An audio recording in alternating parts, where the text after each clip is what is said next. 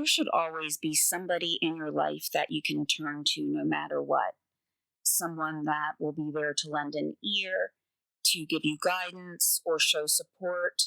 And sometimes it's doing a favor, either you for them or them for you. In a lot of families, when someone needs a babysitter, especially for an overnight stay, they feel most comfortable looking towards their family. And in many cases, it's to the family of a sibling. This is someone that you should be able to trust no matter what. And I'm sure that's what Victoria Harman was thinking when she dropped her son Luke Hill off at her sister Amanda Sewell's home. Amanda, along with her husband Kevin Sewell, had promised to watch 3-year-old Luke Hill for the evening so that Amanda and her fiancé Nick could go out for the evening. They probably had absolutely no qualms about dropping the young boy off at his aunt and uncle's. It would be an overnight stay, and it would give two young cousins a chance to play with each other and develop that bond that many cousins share, as Amanda and Luke also had a little boy.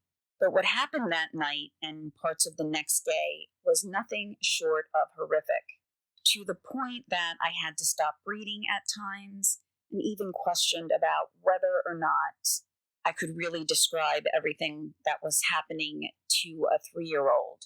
While reading some of the injuries, it did bring to mind a case I did earlier with Justin Corbett being an airman at Dover Air Force Base who was accused of abuse and the murder of Evan Dudley.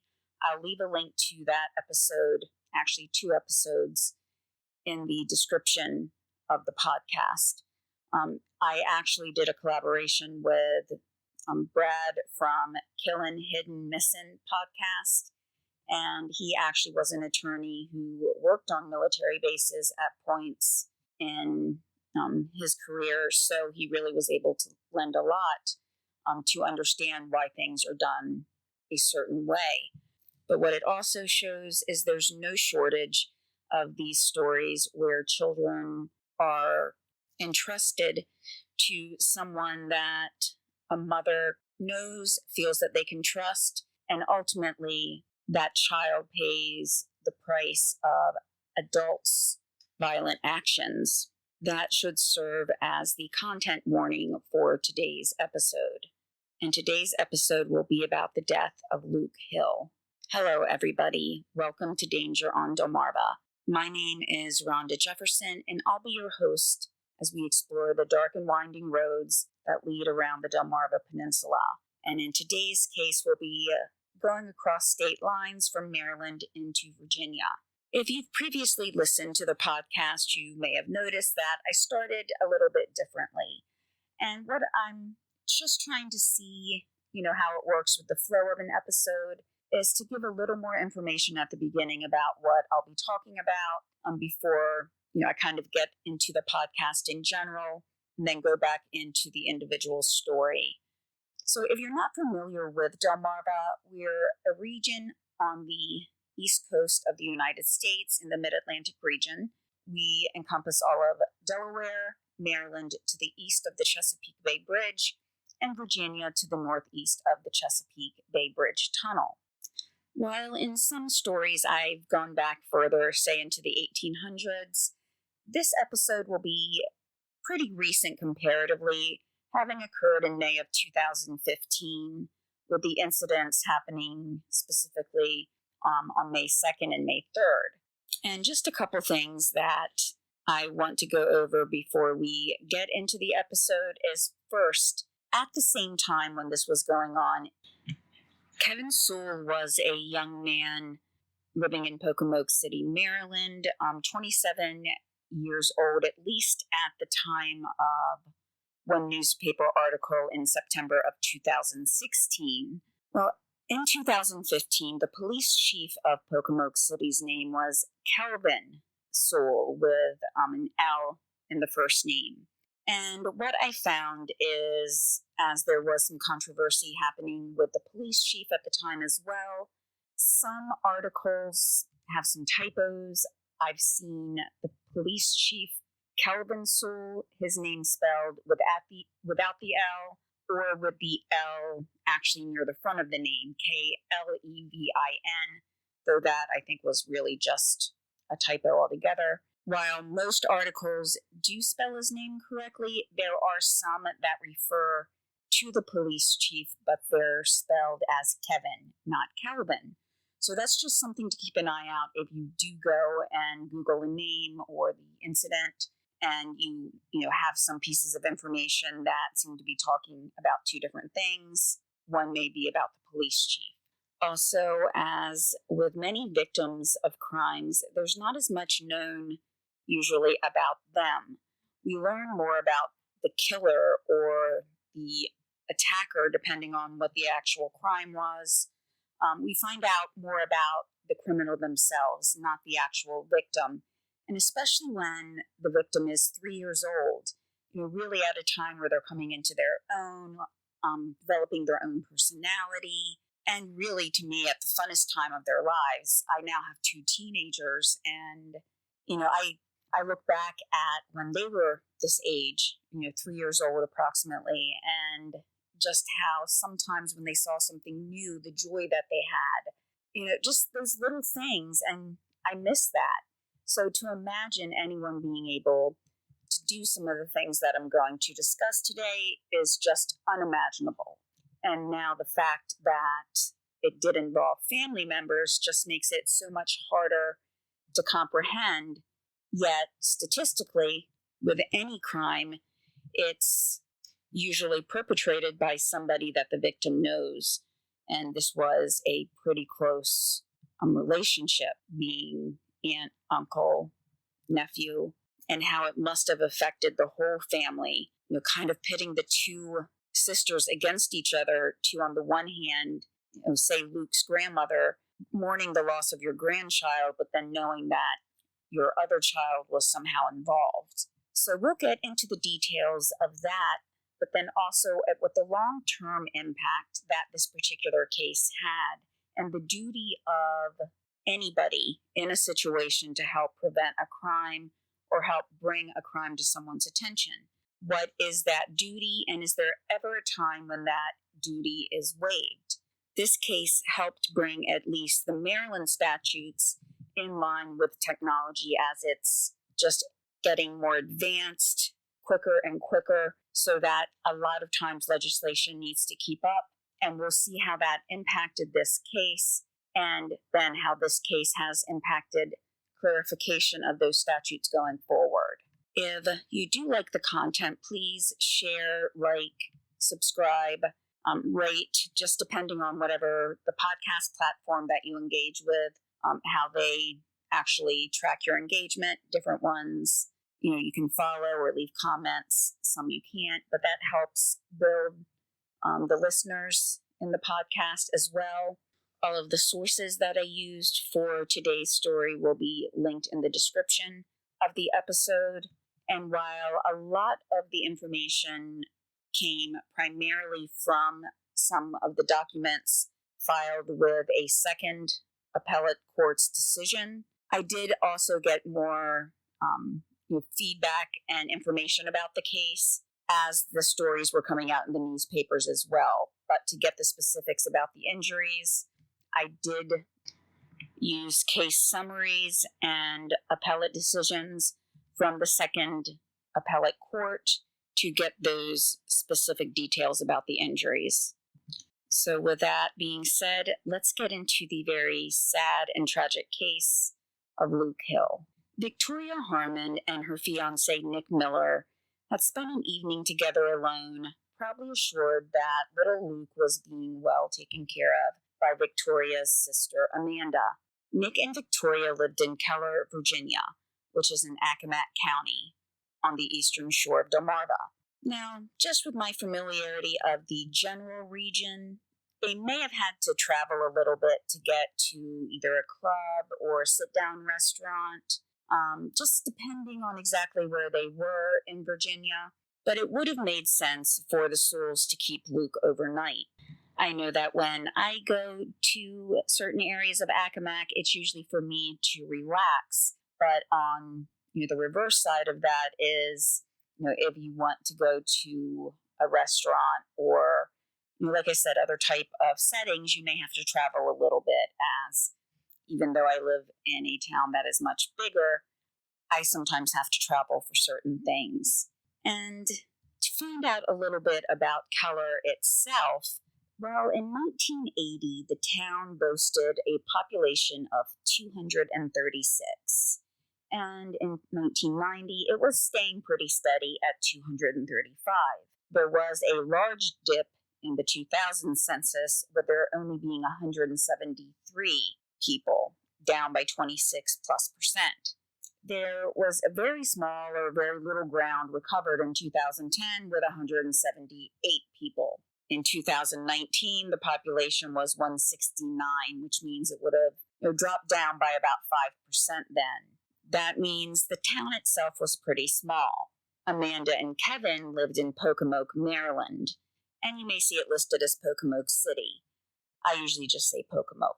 People say it's the friendliest town on the shore, but on May 2nd of 2015, Victoria Harman never knew that her son was not going to get a friendly welcome by his uncle. Pocomoke has just about 4,300 residents, so not a huge town, but definitely bigger than Keller. The drop-off to the Sewell's house happened at around 3 p.m., and as family members do, the sisters spent a moment or two catching up, but then Victoria and Nick went out for their evening alone.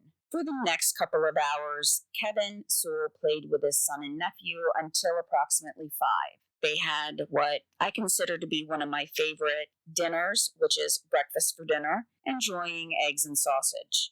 Amanda did give her nephew a bath that evening, and she did testify that at the time she gave him that bath, she had made an observation that she had never seen him with bruises like that before. She said that he had a lot of bruises over his body, including, in areas of his face, his neck, and even including 2 black eyes. Well, it didn't say 2, but it used the words plural eyes, so it sounds like it was obvious on both eyes that there had been an injury, which, at least at that point, Amanda did not say that she questioned, at least at that particular point in time. He was seemingly feeling well and able to play, so she didn't really question anything, just kind of commented to herself that she noticed the bruises. That is, if her testimony is actually accurate. The next morning, Amanda did have to leave for her work at a restaurant. She had to leave at around 6:45 a.m., and so she got up early, and Kevin would be the children's caretaker throughout the rest of the day. This should not have been an issue, of course, as Kevin should have had his own experiences watching his own son while his wife was at work, and now he was watching his son play with his cousin. So really, it shouldn't have been too much for Kevin to be able to handle. However, things start to take a turn very quickly once the couple start texting back and forth to each other throughout the day while Amanda is at work. Now, I've tried to record this part 4 or 5 times because I want to make sure that the details that are important are seen, but also, or heard, I should say, but also not to be redundant in saying the time of each text message. So what I'm going to do is, instead of giving each timestamp, as there are a number of short ones, I will summarize the ones that are close together. So Kevin has 4 text messages at one point in less than a minute. I'll just kind of read them all together, but only mention if there's a big gap between the text messages. Beginning at 9:07, Amanda texts Kevin and asks if everything's okay. Kevin says, "Yeah, boo, he doesn't listen worth SH, but we're fine. I think Tori told me he breaks out from grass. I wonder if that's why his neck and chest are broke out." Amanda replies, "His ear is bruised." Kevin says, "Yeah, it sure is. Maybe him and," their son's name is redacted, "were roughhousing." Amanda says, "He's very skittish." Kevin, "Yeah, he is, I've noticed. Why though? And then 6 minutes later, he threw up on our sheets. Kevin then says their daughter's name was sleeping and Luke started screaming. So Kevin says he made him lay down and continues, then he threw up on our bed. Amanda, nice, strip the bed and put what you can in the washer, please. Kevin agrees. And then at 10:12, Amanda asks how Kevin is doing. He says, good boo-boo. Amanda, you going with me to take him home? And there's a delay in response by about 50 minutes, or actually more than an hour. So Amanda sends a couple of question marks, and then Kevin says at 11:44, I thought you were taking him tomorrow. And then at 12:05, what time are you getting off? Amanda replies today, which looks like it's about when she's taking him home, and then also replies 1:30 as far as when she's getting off. Kevin says, okay, that's fine, because he's acting like an effing a-hole, so he's calling a 3-year-old that. He ignores you like he's, word redacted here. It's not redacted on the forms, but I'm not going to say it. He's thrown up twice, and all he does is whine. This is the last time. The other thing I've been entertained by is him running around saying, kind of redacted for content, he starts clapping and looking for high fives. Amanda, WTF? You going to do the yard while I'm gone? And after a delay, Amanda sends another question. Kevin, I don't know, maybe. This has been a day from hell. He's finally asleep in our room. Please get me a bottle. This has been a day from hell. Please. Amanda at 1:31 says okay, but then follows up by saying she'll be off around 2 then.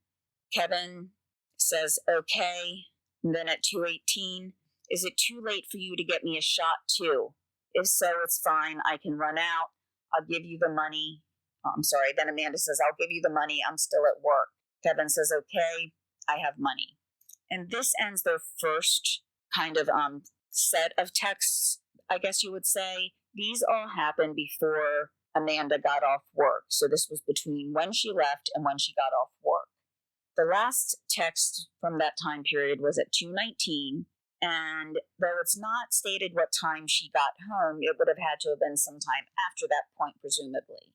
When she got to the house, the plan was that Amanda would drive Luke back to Victoria's house. And so once she did get home from work, she says that she saw Luke was laying down on the bed and covered up with a blanket. She went into her room, which is where he was. She felt, and it seemed like he was just asleep to her, but she was able to change his clothes without waking him up. Then by 3:16, she was on the road again, as that's when we see she starts to text Kevin again. Or actually, he initiates the first text.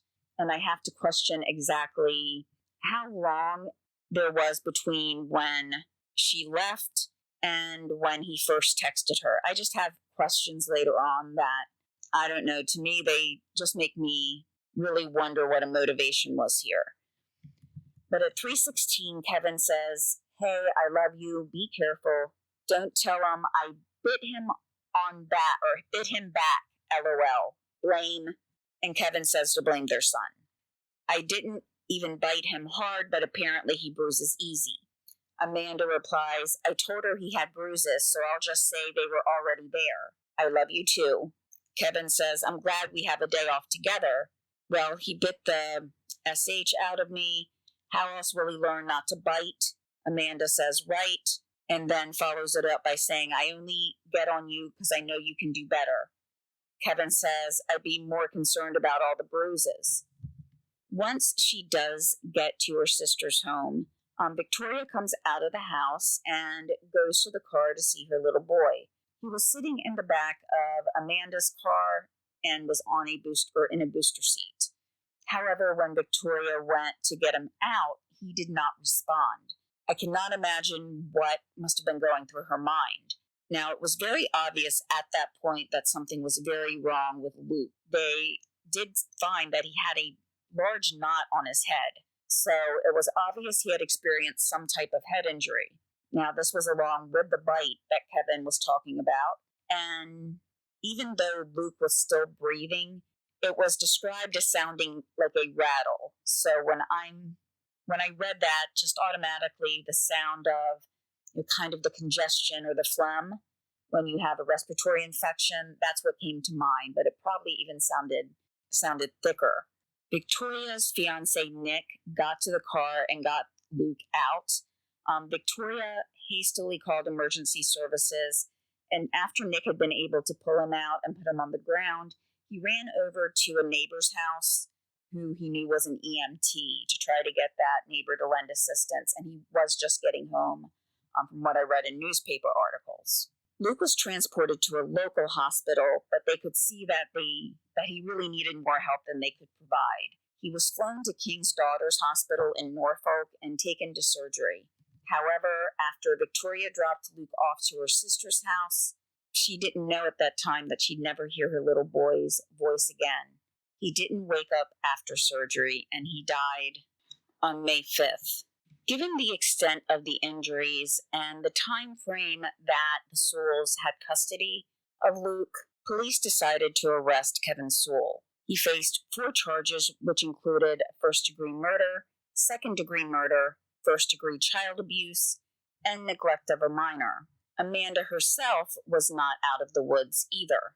She was facing charges of neglect of a minor and also first-degree child abuse resulting in death. But that charge really wasn't able to stick to what they could prove, as well as there was some, I guess you would say, exchanges going on that we'll talk about a little bit more going forward. The injuries that I'm about to go over that led to the decision to charge murder and child abuse were provided from a Dr. Suzanne Starling, who did work at Children's Hospital of the King's Daughters, and she specializes in the child abuse recognition. So she was working at the hospital at the time of Luke's admission. She was the medical director of the child abuse program there. So she had access to his records and the injuries that he received, as well as another doctor who was quoted through some newspaper articles, and that was Dr. Wendy Gunther. To say that Luke was covered in bruises was not hyperbole or an exaggeration. It sounded like almost from head to toe that the little boy had bruises. So here are some of the things that I'm going to list. It doesn't cover everything, as it was estimated that he had somewhere between 40 and 50 injuries. Some of the bruises could have even been overlapping. However, it wasn't really clear as to whether or not the bruises were in different stages of healing or if they all looked like they had been received at the same time. To me at least, that's very important, but I wasn't able to find anything like that in the appellate document that I had. But these are some of his injuries. There was a large bruise on his abdomen. There were bruises on both hips, legs, arms, and under both armpits. Now, most of this information right here is going to be about the left side of his body and his face right now. There was a bruise that began on his forehead that led into the hairline. So visibly, you could only see part of the bruise, but it actually extended under the hair where you couldn't see it. There was a cut underneath of his left eye, bruising on the front left cheek, bruising around the jawbone, and within the ear itself. Moving on to the right side of his face, they were very similar. There were bruises that were all around the hairline as well on the right side. A bruise in front of his ear, so like between his ear and his jawbone, bruising inside the ear, and there were just bruises everywhere around the chin and the neck. So basically, everything that you could see, this poor little child had a bruise, as well as not only the one bite mark that Kevin said he had made, there were at least 2 others. There was a bite mark on his right shoulder, his left shoulder, and his forearm. So this was definitely more than what Kevin had just hinted at in his text message. From the text messages, it sounds like it was one bite, but kind of going back and reading them, it doesn't really say whether it was just, could he have done it more times than once, like say later in the day or maybe even previously or the previous night. And Amanda had known about 2 of them, but they were only talking about the one in the text messages when she was driving. I don't know, but there were at least 3 bites that were adult-size bites, so not ones that their children would have made. And now for anybody who might think that, well, it could have been an accident, they could have got carried away. There is no way that Kevin or Amanda could look anybody in the face and say that this was just roughhousing. The doctor also went on to describe that the skin from the base of poor Luke's penis to the tip was removed. So again, no matter what Kevin tried to say or what Amanda tried to say about roughhousing or accidents or anything like that, that was not an accident. But also what was brought to attention by the doctor's testimony was the head injury was severe.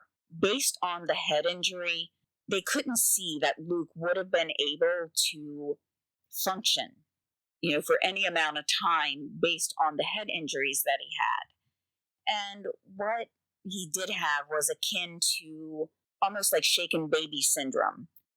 Yes, Luke was 3, he wasn't an infant, but it was the same type of trauma. It was like his head had been shaken, and that created, the swelling and the head injury in which he was not able to recover from. Also, some of the injuries indicated that they were control injuries. So, like ways that Kevin would have grasped Luke to hold him or to force him in a different direction, just some way to control the little boy. In the text messages, the first ones that Amanda and Luke were sending back and forth, it's mentioned that Luke was not eating right or that he didn't feel well. And that might be if you've taken a very hard blow to the stomach.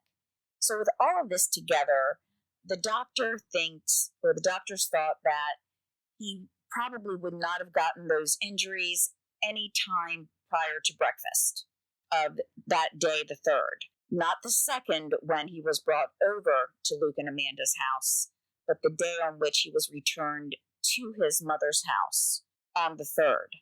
This is important because it leaves no doubt to the fact that it was not something that happened, while he could have been in the care of Victoria or Nick. It had to have been at a time when he was, in the care of Amanda and Luke. Eventually, Kevin was found guilty of first-degree murder, first-degree child abuse, and neglect of a minor. Amanda pled guilty to neglect of a minor.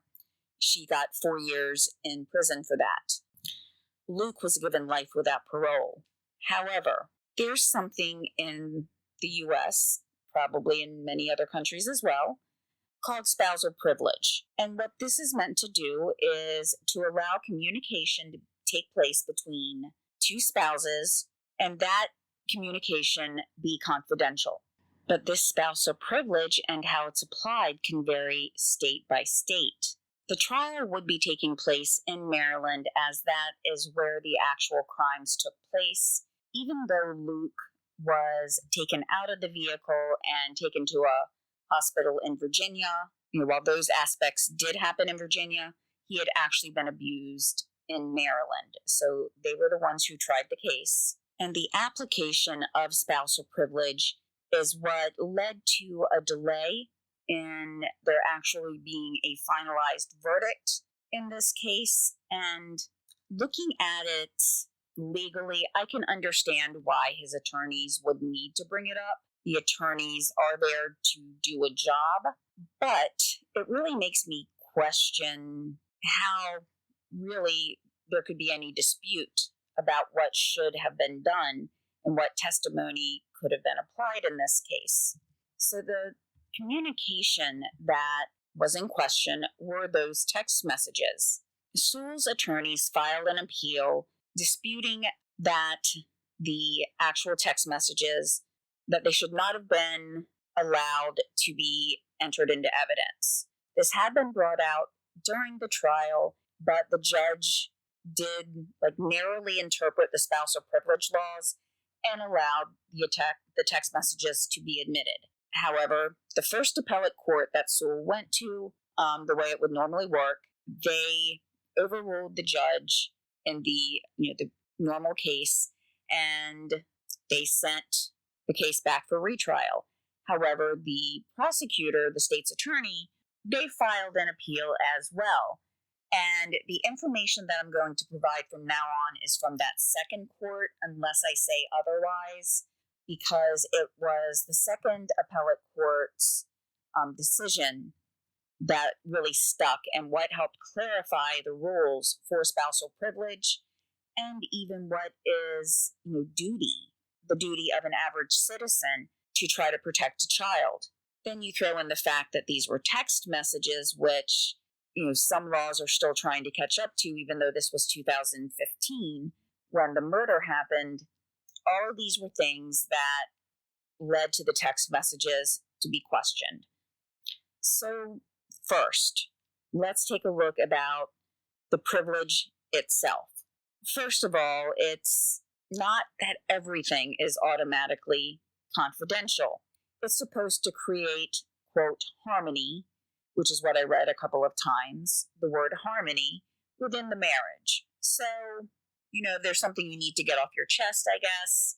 You can say it to your spouse without worrying about them just running to the police. And we see this on TV shows, on movies, where it seems like spousal privilege is invoked and then that's it. And there has to be a lot of fighting and, briefs filed and everything about whether or not privilege should apply or not. The state of Maryland, they looked at privilege very, very narrowly. And what I mean by that is they didn't look at it that every word you say to your spouse is 100% covered.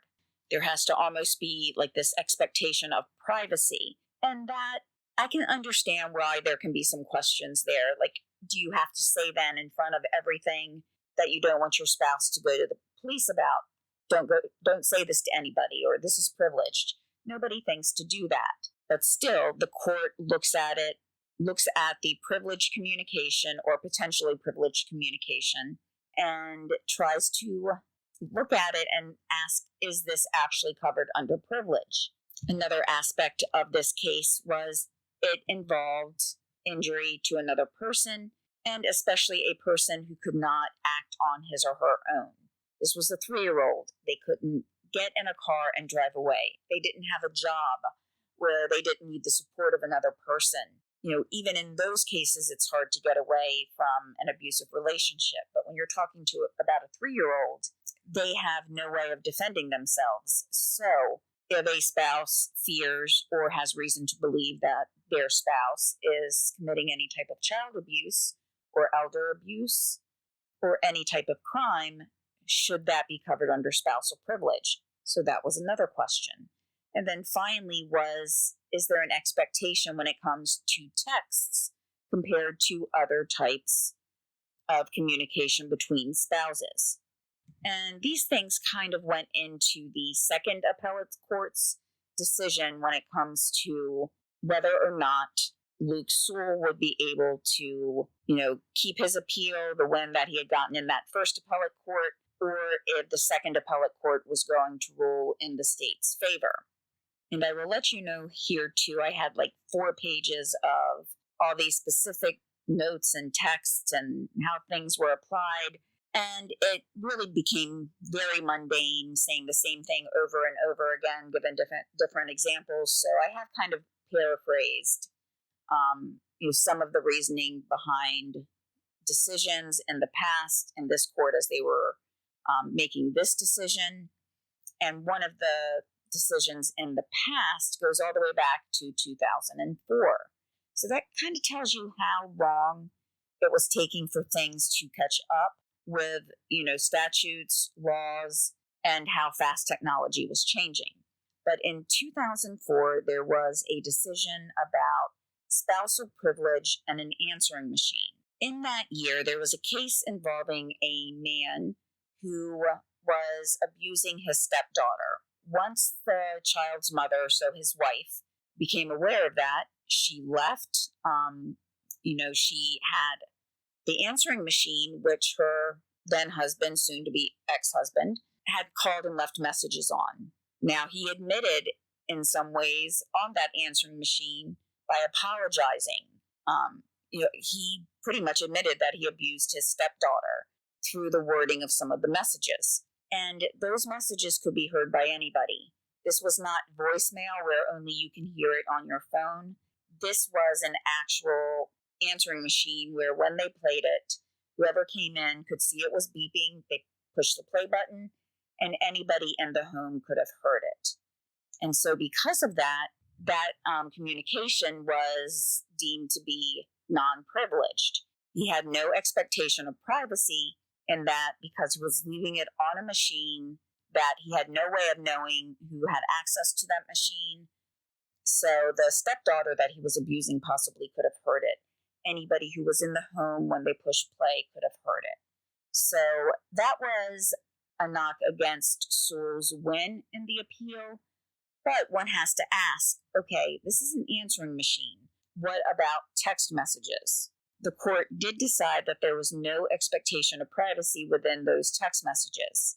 From a legal standpoint, I did have a hard time kind of wrapping my head around this because the only person who knows my passcode to my phone is my husband.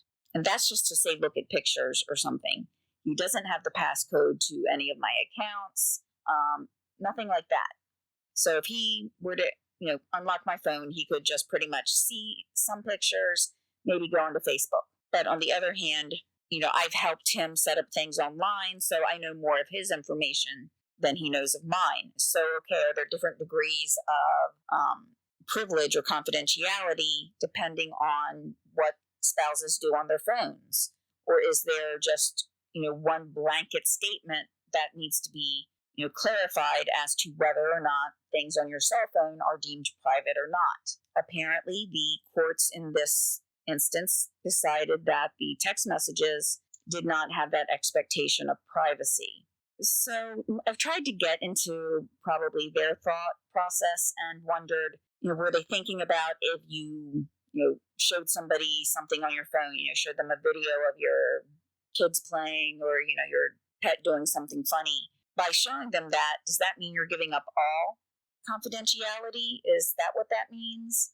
Or were they saying that the fact that third-party companies such as your cell phone carrier, or if you're using a Wi-Fi connection, that possibly the Wi-Fi provider could have access to that information? That is a little iffy to me, but no matter what, the fact that there's mandatory reporting in states in regards to things such as child abuse and who has the duty to report that child abuse, that can negate whatever privilege there is. So even if I do have some questions about whether or not you would expect text messages to be private, I think they should be.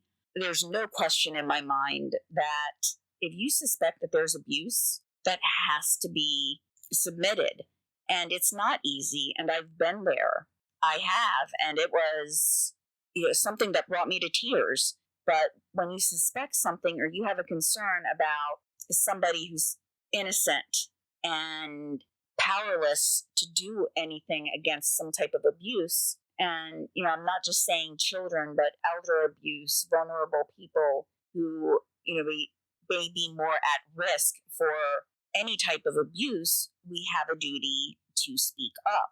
I did work in an industry where there was other types of abuse potentially towards vulnerable adults. And going to say in some ways how old I am here, but at the time when I was kind of starting out in the industry, there were no laws to help protect against that. And there were actually more laws that, like in this case, kind of had to catch up with things that were happening, globally in terms of technology, changing, social norms.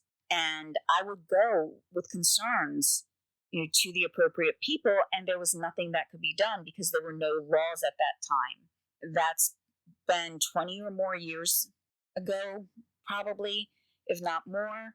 And now those laws are in place. so that it's not trying to get around laws or regulations to do what's right. And it's cases like these that bring forward these lapses or these loopholes, things that need to be closed in statutes and regulations and laws so that nobody tries to use them again in the future to get away with a horrific crime here. So what was decided by the appellate court is what I'm going to call is the good outweighs the bad. And this is kind of a simplistic view of it, is I'm sure there's some things that are very nuanced, but in terms of having a child that is covered in bruises, at a very minimum, there was a duty for her to seek care for her nephew, even if she didn't know that his injuries were as bad as they were. Once she saw him and saw how limp I'm sure he must have been while she was changing his clothes or getting him in the booster seat, that she should have sought care. The drive from, Pocomoke to Virginia and then waiting to get him to a local hospital, that was precious time that he may not have had. There's something that has been bugging me about the text messages. Now, we're kind of looking at this in that Luke did not want those text messages admitted, but I wonder if they sent them on purpose. Now, this is my theory. I have to be clear that this is not something that, at least that I saw officially discussed in anything, but I wonder if they were almost trying to make an alibi. If they were sending the first set of text messages talking about, there was a bruise and he's acting skittish, things like that, to make it seem like he was already injured and hurt severely when he got to the house. And, to explain away the fact that he had a bite mark on him, they had that second text message exchange to, try to build up this notion that it wasn't them. But, yes, he lost his patience once when Luke was biting him and bit him back. But no, the rest of it was there before. And the fact that they're discussing, though, that their child had done it, or that they could blame their child, it almost feels like these text messages were meant to be out there on purpose for someone to be able to see them, to give them almost an alibi. And then once their attorney saw these messages, they fought to keep them out because they realized, okay, these would be, much more damaging than, if they had not sent any text messages at all. So that's just kind of my thought or my theory. If you have any thoughts on that, leave a comment. But I really, really think that's probably something that crossed their minds, because there was just too much detail in some of the things they were saying in the text messages. And more importantly, for the time frame here, there was about 4 or 5 minutes worth of text once she got on the road where Kevin just out of the blue says, "Hey, I love you, be careful." Normally, I would say that to my spouse before they leave so that they're not trying to check messages while they're driving. That's my thought. First thing that popped out of my mind on the second set of texts. But altogether, as both sets, they just seem kind of contrived to me. So by the time this went to the highest courts in 2019, I think common sense was prevailing in that the court verified that it was the responsibility to report suspected abuse, even if the suspected abuser has invoked confidentiality. Also, Kevin should have realized that if he is sending a message to his wife about a child being injured, he should reasonably expect that she might, go to authorities, or even if she just mentions to someone at work, saying that she just got a message from her husband and he's really impatient with, their nephew, that the nephew has bruises and is biting, and Kevin just, bit him back. I could see Amanda saying that. I don't know her, I've never met her, but just if the text messages really do reflect what they feel, I can almost see her saying that to someone and not really thinking about her responsibility as an aunt, as the child's mother's sister, to report the fact that her husband is injuring a child. And they have at least the one child together. I saw that a son and daughter was both mentioned. even though names weren't given, just son or daughter. But even though it's not her child, she still should realize that if he has the capability to hurt any child, just as a mother, he could hurt their children too. And I know I couldn't watch my nephew being injured by someone, no matter what I felt about that person. Whether or not it was, a family member, a friend, even my own spouse, which, I don't think he'd ever do anything like that, or I wouldn't have married him. But it doesn't matter if they're hurting a child, you report it. And it would have been difficult. I do understand she couldn't raise 2 children on her own. But at the same time, do you want to take the risk that your spouse is going to harm them or any other child? But thankfully, the courts did rule that the original verdict should stand. And so Sewell was basically remanded back down to the lower courts so that he could begin the sentencing process, which he did get life in prison without the possibility of parole. So overall, I think the assumption that we should look at privilege with is that protection trumps everything else. So whether it's a vulnerable adult, a child, if you see abuse going on, we hear it. It's a saying that says, see something, say something. I know the system is not perfect. I see way too many cases where either children are left in homes where they shouldn't be, or in other cases of a pretty high profile case that I've been following from when I first heard about it. So for 3 or 4 years now, at least, where a child was taken away when she shouldn't have been. And there was medical documentation behind the fact that she should not have been taken, but she was. And that caused the breakdown of the family as well. So there's definitely improvements that need to be made across the board, starting from, from the very beginning, when you become a parent, when you become an adult, while you're going through school.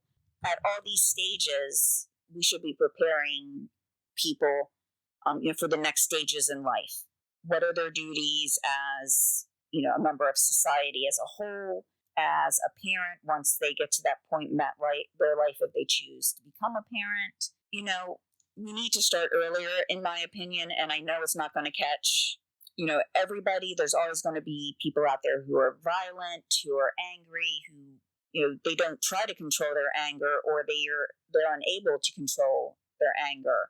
But if we try to get ahead of things, with recognizing signs earlier, with people not being afraid to report cases of abuse, and just what I'm a big proponent of is, just teaching some things in schools to help people be more prepared to face life and better able to cope with challenges, so that hopefully they never get to a point where they're so mad that they're taking it out on other people, much less someone who is defenseless. But that's just my thought.